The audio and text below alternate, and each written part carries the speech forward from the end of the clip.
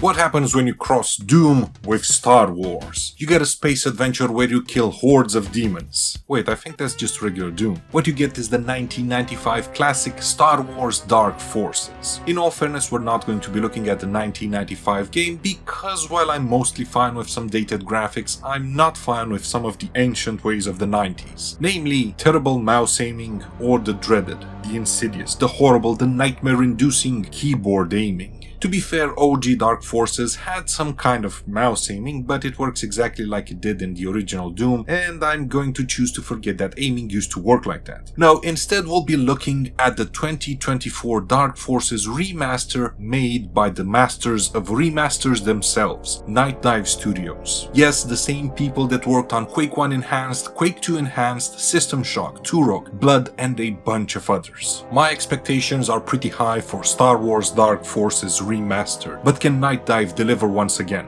Let's see.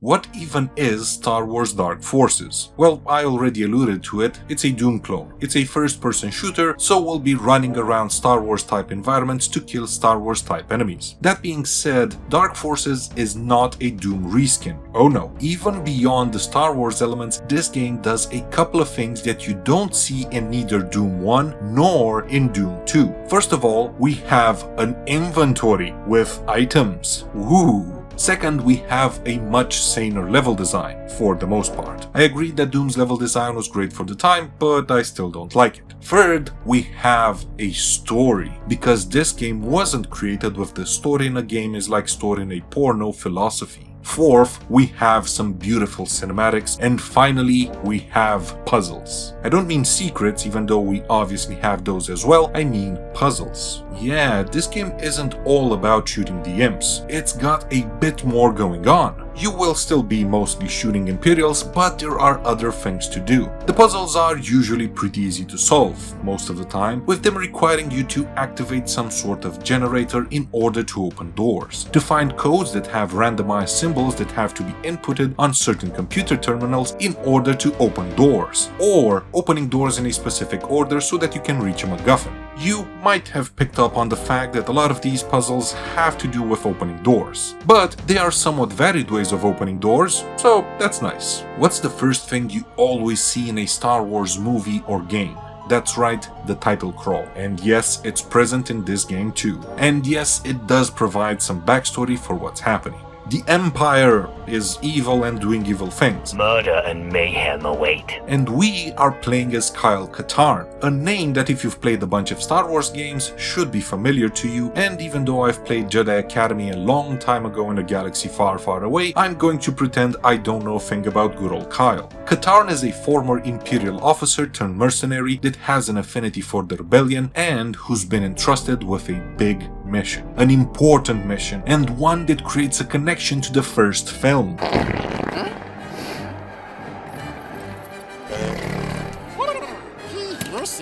No, not you. Ugh. The prequels. I mean the first film, Star Wars A New Hope.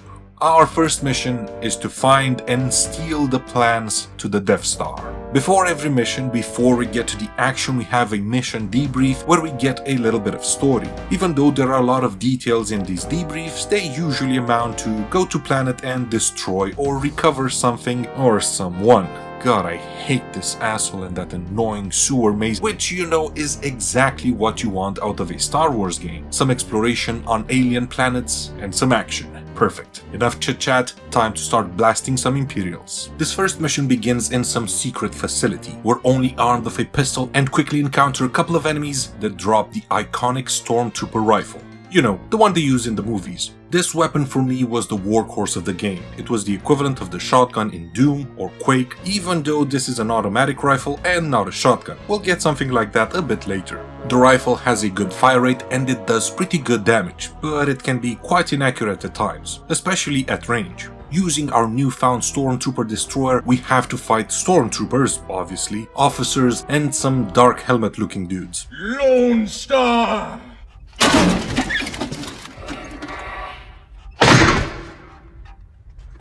The This first level is pretty cool. We have a good number of enemies, it's not that large of a map, we have a key, because of course we do, this is a 90s first-person shooter, of course we have to find keys, there's a bit of platforming, and we find secret areas. This is too easy.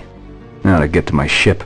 I was going to say a good start, but whatever works for you, Kyle. Now let's find that ship.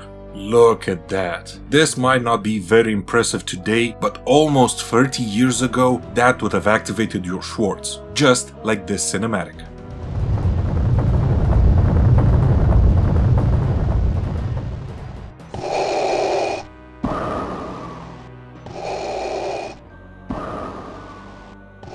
The Emperor has approved your test demonstration, General Mock.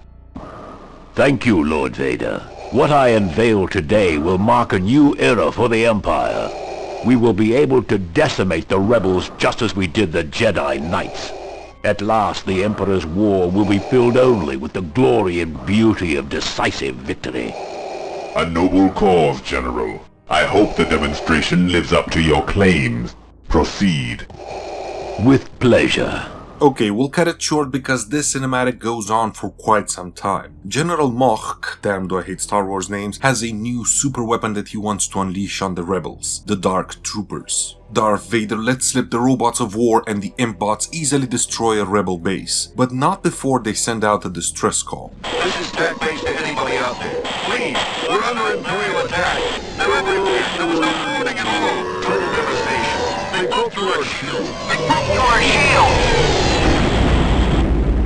An Imperial officer named Crix Maydeen who wants to defect has been supplying the Alliance with information about the Dark Troopers. We are asked to investigate the recently attacked Talay base to find any evidence of this new weapon. Kyle requests a new pilot, Jan Ors, with whom he worked before, and off we go to Talay after the massacre.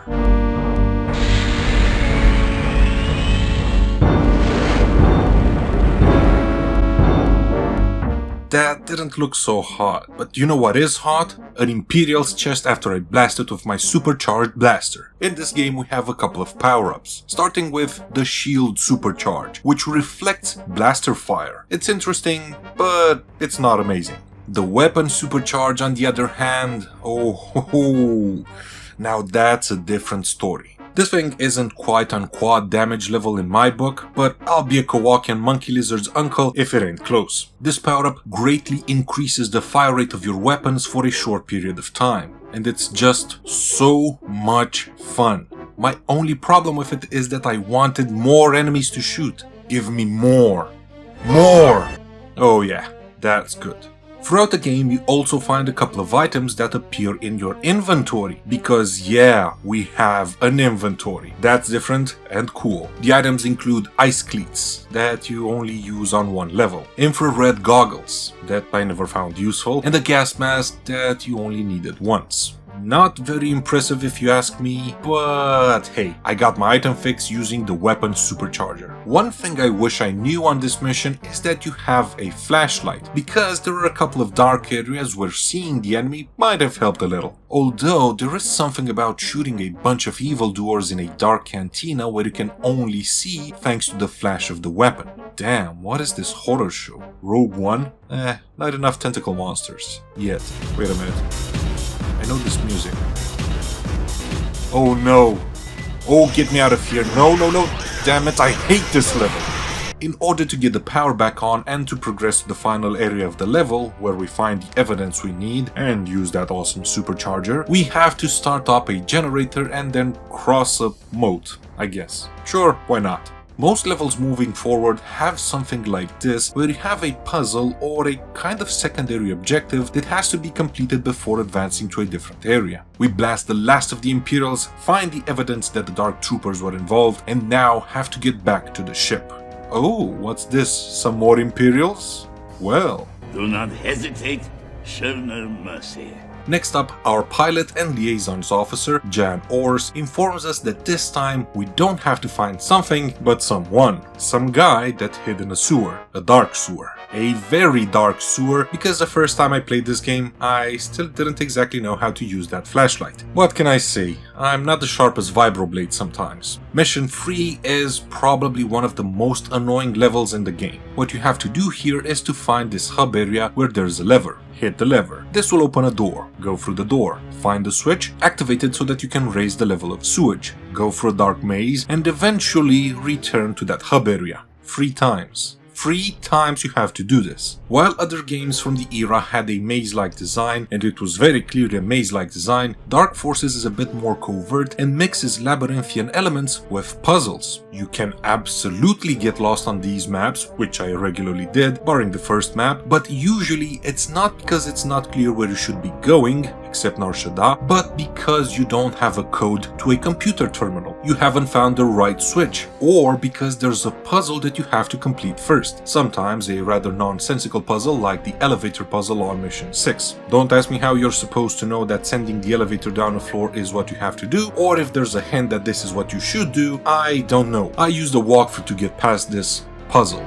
There is another reason why this level is annoying. The enemies. Sure, you start off having to destroy a bunch of droids. They're fine, they're not that big of a deal. However, the Dianoga are a completely different matter. You know that thing that pops its eye out of the water in the trash compactor scene in A New Hope? That is a Dianoga, and it's here in its full glory. It uses the sewage and darkness to hide itself, body blocking you and going for the kill. The bad news is that this thing ignores your armor when biting, and it bites hard, just as hard as this level bites. The good news is that it is vulnerable when it pops its eye stalk out of the brown water. That is, if you see it, because after a short period of time it will quickly submerge itself in the liquid, during which time it's immune and invisible basically. Oh, and grenades don't explode in the sewage. Another enemy that's introduced on this level, and one you'll see more of later, up until the end of the game actually, is the Gran.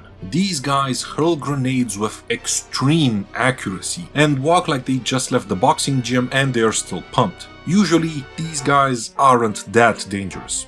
Usually. However, their insane accuracy with grenades makes it almost impossible to dodge them, and when you couple that accuracy with the rather large area of effect of the explosions, they can be quite annoying to deal with. You also get grenades, thermal detonators, that you can throw to explode on impact or with a delay. This is great. Weapons have alternate fire modes. Not all of them, however, some do have this feature. Unfortunately, the Stormtrooper Blaster has no alternate fire mode, but this is a feature I love seeing. Honestly, when it comes to the grenades, I had issues handling these things. The way the throwing works is simple. The longer you hold the attack button, the further you throw the grenade. However, there is no way to tell when you've held that button too long or not long enough. There's no indicator. That indicator down here, I stole that from Blood. That's all, folks. Dark Forces doesn't have something like this. As a result, most of the time when using grenades, I ended up damaging myself just about as much as I did the Imperials, which is why I avoided using them unless I really had to. What is happening here? While overall the remaster looks great, these types of issues do occasionally appear. I think this is a Z buffer or depth buffering problem, but I'm not sure. These graphical issues are a bit distracting, but honestly, I find them mostly funny rather than anything else, and they don't really impact the gameplay that much. During his questioning, and I hope that's a nice way of saying enhanced interrogation, Moff Rebus, the Sewer King, lets it slip that he tested these new weapons on the planet Fest. Crix Maydeen, our spy, confirms that there is a weapons facility on this planet, and that metallurgical research on new alloys is being done there. Our next mission will be to break into this facility and recover a sample of whatever new metal the Empire is working on. Mission 4 is interesting because it introduces a couple of things. First of all, there's a bit of platforming on this ice planet and we can jump around to find some ammo, armor and secrets before we find the entrance to the Imperial base. Once we enter the base, we are introduced to the turrets. Yeah, these odd looking things. They might be as ugly as sin, but they are extremely dangerous and sometimes hard to see, but they'll let you know they're there. Don't worry about seeing the turrets and instead worry about your health. or more specifically, how many lives you have. Unlike Doom or Quake, in Dark Forces we have lives, so even if you die a couple of times, it's fine. Plus, you usually respawn close to the location where you died, unless you lose all your lives, in which case you have to restart the mission. There is one negative when it comes to the live system. Because the game gives you a couple of extra shots at taking down the Imperials, there is no saving. Once you start a mission, you have to complete it, because if you don't, you'll need to restart it. You don't have to worry too much about the lives even on hard, the highest difficulty, as the game is quite accessible, except for one mission. Furthermore, on most, if not all the maps, you will find extra lives. I mentioned this previously, but this is the level where the computer terminals are introduced. The computers usually unlock a door. However, instead of having to just find the correct color key, you need to find the correct code and input the code. On this level, there's a single door and a single code, but that's not always the case. The codes are usually found on the body of an officer. I think initially the officer is alive doing evil Empire things, but that quickly ends when Kyle's around, especially after finding the Imperial repeater rifle, or the blue pellet gun. The pellet gun seems to have a higher fire rate than the Stormtrooper rifle, and it does good damage. Plus, it has an alternative fire mode that launches 3 pellets at once. I found this weapon incredibly useful on a couple of levels where ammo for the Stormtrooper destroyer was far and few between. Furthermore, the repeater kicks ass when supercharged. After returning the sample to the Rebellion for research, it's discovered that this metal is called Frick. Really? Frick.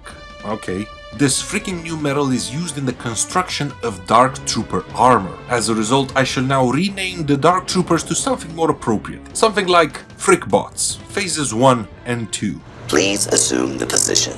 Mission 5 takes us to hell. Not really, though we have to go deep underground, and this red look is quite different to previous and future levels, which makes it stand out quite a lot. This place is the Gromas Mine, and this is where the Empire extracts stupid names. I mean, frick. 2 things to mention. 1. Supercharge time is fun time. And 2. This is where we find the Geron Fusion Cutter. The Fusion Cutter is a construction tool. This sounds absolutely brutal. Unfortunately, this is a Star Wars game, so we won't be dismembering or melting bad guys. This is the weapon that to me kind of felt like a shotgun. Really good damage up close, but not so great at range as the projectiles are quite slow, which means that you sometimes have to adjust your targeting in order to compensate for this factor, and then switch to a different weapon after you still miss. Though it is worth mentioning that the alternative fire mode fires all 4 barrels at once, which is pretty good. Oh, something else to mention is that this is the mission where we encounter our first boss. Yeah, we have boss fights. This skinless T-800 wants to get closer to you than Kyle Reese was to Sarah Connor so that he can poke you with his wrist blade. Honestly, the Terminated 800 is not very impressive, even though he can reflect your shots. Sure, he looks cool, but he's incredibly weak, and not really a good boss, which is why moving forward he will appear as a regular enemy, or a kind of mini-boss every now and again. I'm starting to give up on the idea of 90s first-person shooters having good boss fights. Just one more thing. This end mission cinematic is straight up fire.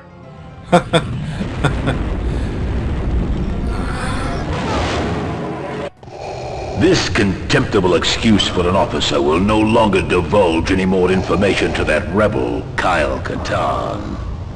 Katarn will not be as easy to deal with. He is very resourceful. More resourceful, it seems, than even your Dark Troopers. I understand the threat, Lord Vader. Katarn was once an impressive Imperial officer, but he was weak and gave up on the struggle for our new order. I wouldn't put much faith in his abilities. Katarn will never come near this ship. My new hire will see to that.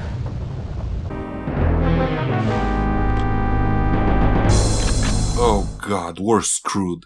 The Empire discovers that Crix made Dean as a spy and they're going to execute him. he should count himself lucky that Darth Vader didn't kill him then and there. Since we're the good guys, of course we have to bust him out of an Imperial prison, and that is our next destination. And the prison level looks nice. It reminds me a lot of the scene where Luke and Han try to rescue Leia. However, because of course there is a however, it has that elevator puzzle that I still don't understand. Its layout is rather maze-like, and worst of all, it introduces landmines. In this level you will absolutely see them. They are pretty obvious. However, in later levels they will be hidden underneath pickups or behind closed doors. That is a bit of a dick move. The mines can be triggered by throwing a grenade near them, but that means you have to throw a grenade, and as I've already explained, that can be a problem. If you have some room for maneuver, there is another way of triggering the mines, as I've later discovered. Last thing to mention is that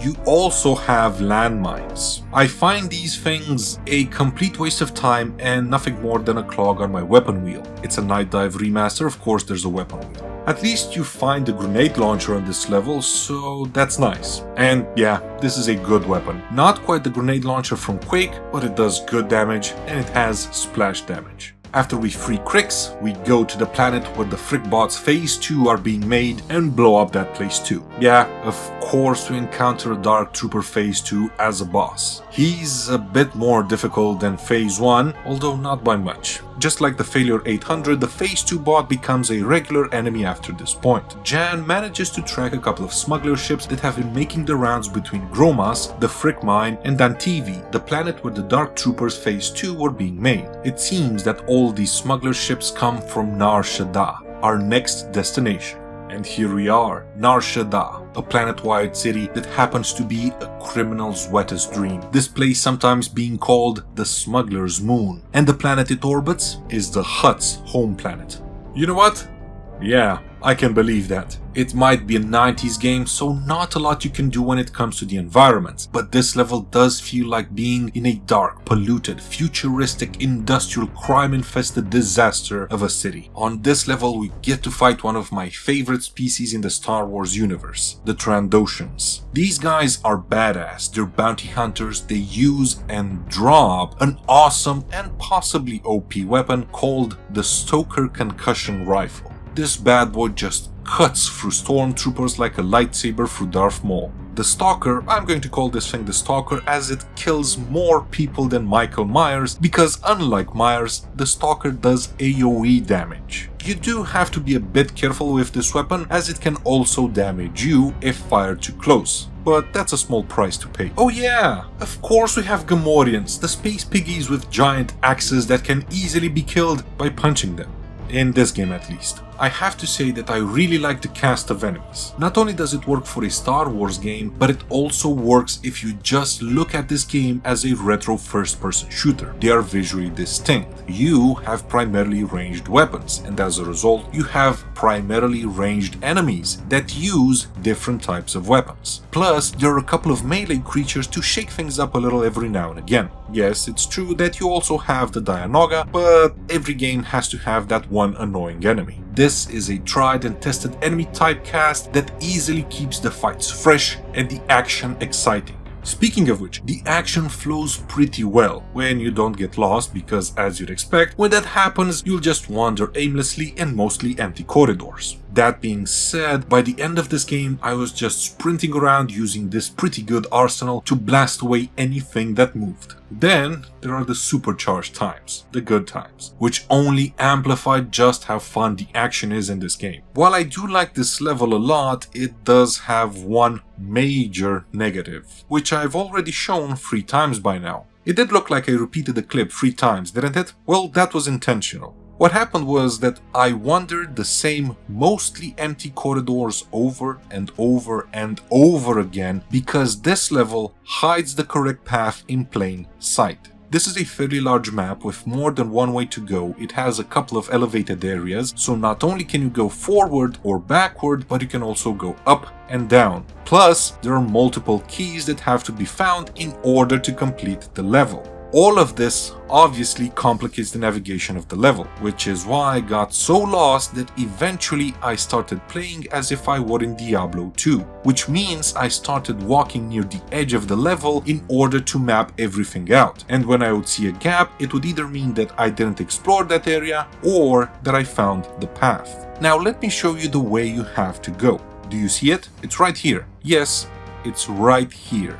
Yeah, in this picture, from this angle, you can see this metallic wall ending here, and that there might be a small gap down here where you can see the floor. But if I change the angle a bit, it's a different story. You can absolutely see the difference now because I've already pointed it out, but if you don't know the map, it might be a bit more difficult to tell that this is the way you should be going. If they would have used different textures for these two walls, this could have all been easily solved, but they didn't. Well, after finding the blue key down the obscured path and fighting through some more gangsters, we managed to find the smuggler's hideout where a couple of blast-free Imperials are hanging out, but we rectify that and retrieve a navigation card. Oh, what's this? We've been captured.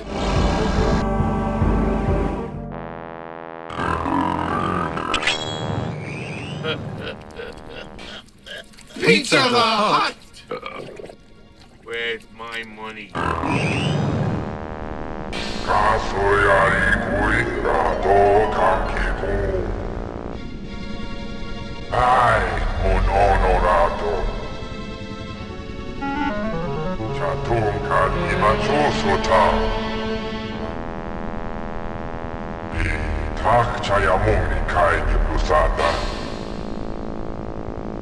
I wish you were here too, Jabba. There's nothing like roast Kel Dragon. Yes, indeed, we get captured and our gear is taken away from us, which means that in this next fight, we have to repeatedly punch a Kel Dragon, which kind of looks like a smaller, angrier Stegosaurus. Take that, you stupid lizard. Oh, that's bad. I said that this game is not that difficult even on hard with the exception of one level. Well, this is that level. Fist fighting dinosaurs rarely goes right, especially when there's a lot of them. 5 of them to be more precise. Then you toss in the Trandoshans, and the Gran, and the Gamorreans, and the Mines. And this level is quite difficult. I still like it, and I think it's a pretty good level, however I do want to complain about it a bit. Look, I understand this is a 1995 game and having fully decorated interiors was impossible in a game like this. And I'm not even asking for that.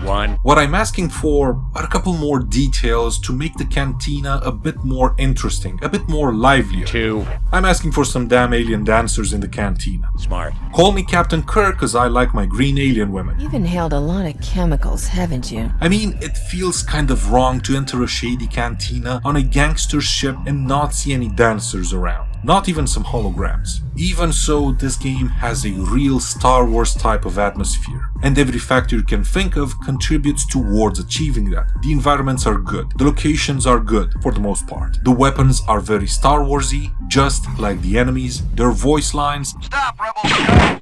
You there, stop where you are. You're not authorized in this area. And of course, the music. Anyway, we find our gear, free Jan, and escape. The navigation card we retrieve from Nar Shaddaa has to be decrypted if we want to get any useful information. The problem is, we can only decrypt it in the Imperial City, Coruscant. So, Coruscant, here we come. Is this supposed to be the Great Imperial City? What's going on here?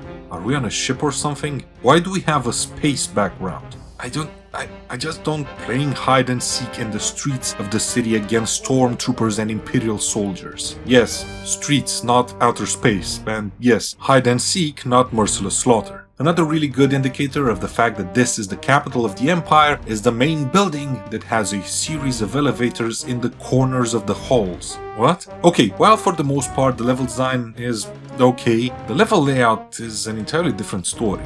Why? Mazes. Of course, quite a couple of levels have a labyrinthian layout. The first time I played this game, I got lost on Level 2, Talay, Tak Base, after the massacre. Level 3, Anoat City, the subterranean hideout. Level 4, the Planet Fest, Imperial Weapon Research Facility. Level all of them. It was all of them, okay? I got lost and wasted a lot of time on all the maps except the first one. It's quite easy to get lost on most, if not all, maps. While this is a linear game, you can do quite a bit of exploring, there being some non-mandatory paths, different levels both up and down, plus secret areas. This is usually great, especially when you can find more resources. However, this type of somewhat open level design can become annoying, boring, or frustrating when it's not clear what the intended path is, which is exactly what I experienced. I said it in the Doom video and I'll say it whenever I have to. I don't like labyrinths or mazes and I don't like the abstract level design, and this game has a good amount of the first and a bit of the second. What I do like is the assault cannon. Look at this massive weapon. The final weapon, the weapon used by the main bad guys, the Frickbots. It's really good. It deals a ton of damage pretty damn fast, making it the perfect weapon to use against bosses. What was that? I'm not sure, but I think it kinda looked like Boba Fett? I think that is him, yeah. This will surely be a great boss fight. I mean, he's an iconic character. Kyle, where are you? I'm back at the landing pad. Oh. That was, kind of embarrassing, but we fought Boba Fett, I guess. Moving on. We decrypt the card and now have to reach the Arc Hammer, Rom Moch's ship. Damn, do I hate Star Wars names. Unfortunately, Kyle can't punch a ship the same way he can punch a Kell Dragon, and as a result we need a new plan. What we're going to do is to board a smuggler's ship that we'll use to board a bigger ship, the Arc Hammer. There's a bit of platforming, some jumping, a welding arm, some explosives, and a bunch of Frickbots. Then finally, Moch himself, prepared for combat and fully geared as a Dark Trooper, makes his appearance. He's the easiest boss in the game.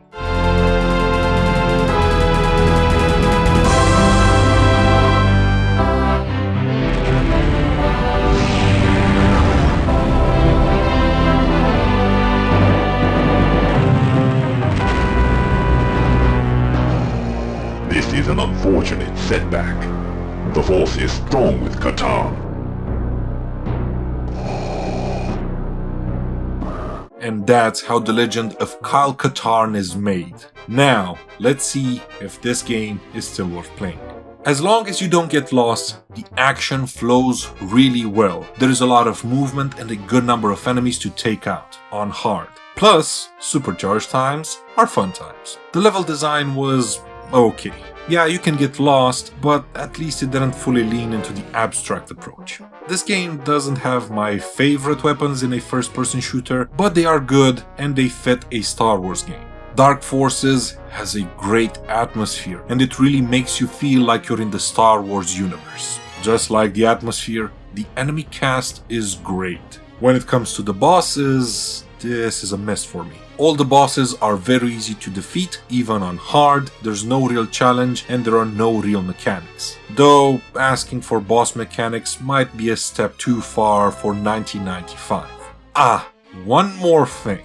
Let's get back to Earth for a bit, because I have to mention something quite important about this game, the price. Star Wars Dark Forces has a price of €29. This is a very high price. If you want a good Star Wars story, for €10 you can get Star Wars Knights of the Old Republic 1 or 2. Obviously, for €20 you can get both and still save €9. For around €29 you can get the Jedi Knight Collection. That includes the original Dark Forces and 3 other games. Or you can get a subscription for 2 months in Star Wars The Old Republic. Murder and mayhem await.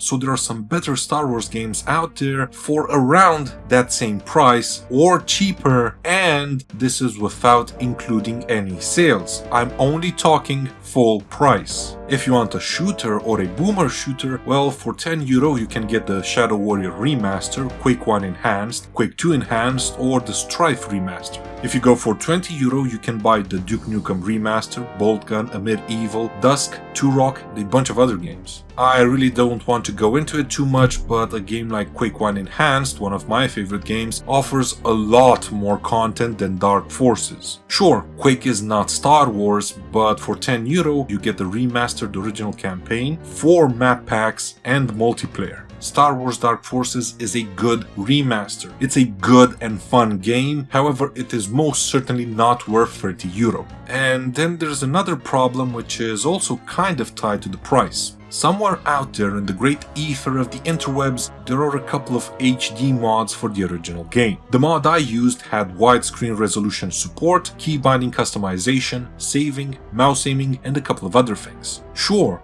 the mod is not as pretty. The cinematics are the originals, unlike the ones in the remaster which have been updated, so the new version certainly has its advantages, but it's still not worth almost €30. Overall, I would say that Star Wars Dark Forces Remaster is a good retro first-person shooter. A good remaster, a good Star Wars game, but wait until it's discounted before buying it. Preferably heavily discounted. Thank you for watching, I hope to see you next time. Have an awesome day.